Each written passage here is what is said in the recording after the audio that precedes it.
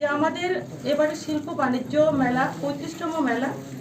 এই মেলা শুরু হবে হাপানিয়া যে আমাদের আন্তর্জাতিক মেলা প্রাঙ্গণ রয়েছে, সেই প্রাঙ্গণে ২৯শে জানুয়ারি শুরু হবে এবং সেটা সমাপ্তি হবে ১২ই ফেব্রুয়ারি ২০২৫ পর্যন্ত।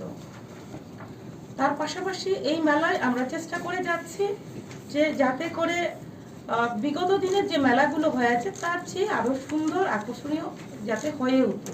তার জন্য আমরা দুবার রিভিউ মিটিং করেছি। আজকে আমরা আবার দ্বিতীয়বারের জন্য রিভিউ মিটিং করেছি।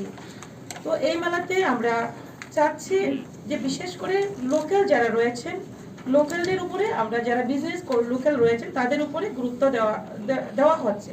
তো বিগত লাস্ট যে আমাদের মেলা হয়েছিল সেই মেলাতে 269 আমরা লোকাল বিজনেসম্যানদের যারা ব্যবসায়ীদেরকে আমরা সুযোগ দিয়েছি। এবারে সুযোগ দিচ্ছি আমরা 337 যারা ব্যবসায়ী রয়েছে তাদেরকে আমরা তাদেরকে সুযোগ দিচ্ছি।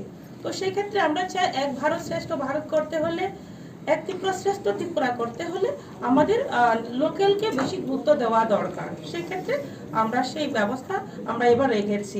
টোটাল আমরা এবারে স্টল আমরা রেখেছি 515 আমরা স্টল রেখেছি।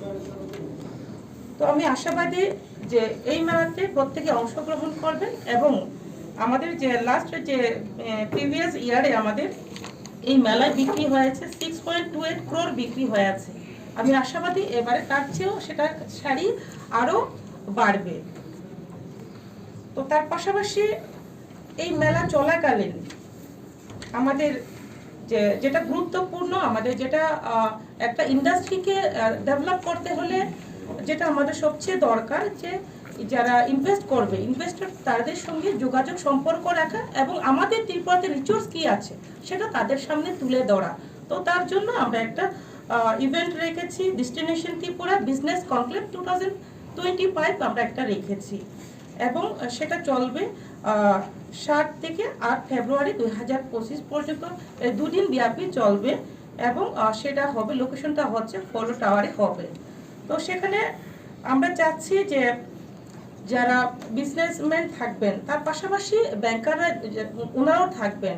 শুধুমাত্র যদি যারা ইনভেস্ট করবেন তারা থাকলে চলবে না। তার জন্য আমাদের যে প্রত্যেকটা যে সেক্টর আমরা যেমন চাচ্ছি যে আমাদের ফোকাস যেটা আমরা করতে চাই, যেমন আমরা ট্যুরিজমের উপরে গুরুত্ব দিচ্ছি, পাশাপাশি এডুকেশন আমরা স্কিল ডেভেলপমেন্টের উপরে গুরুত্ব দিচ্ছি, আইটির উপরে গুরুত্ব দিচ্ছি, হেলথ কেয়ারের উপরে গুরুত্ব দিচ্ছি, তার পাশাপাশি আমরা ফুড প্রসেসিং এর উপরে গুরুত্ব দিচ্ছি।